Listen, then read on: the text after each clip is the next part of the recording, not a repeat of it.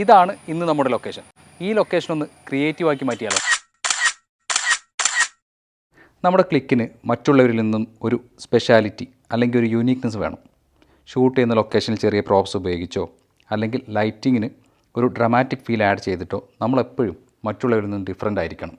ഇവിടെ നമ്മളാകെ പ്രോപ്സ് ആയിട്ട് ഉപയോഗിച്ചിട്ടുള്ളത് വെള്ളം കെട്ടി നിർത്താനൊരു ടാപ്പോളിൻ, കുറച്ച് വള്ളികൾ, പുല്ലുകൾ, 2 കല്ലുകൾ, ദെൻ അനിയൻ്റെ അക്വാറിയത്തിൽ നിന്ന് ഒരു മീൻ.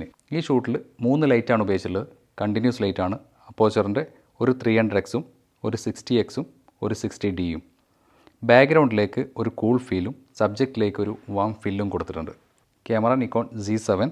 ലെൻസ് ഉപയോഗിച്ചിട്ടുള്ളത് 85mm 1.8. ഇവിടെ നമ്മുടെ കോൺസെപ്റ്റ് ഒരു ചൈൽഡ്ഹുഡ് ഫ്രണ്ട്ഷിപ്പാണ്.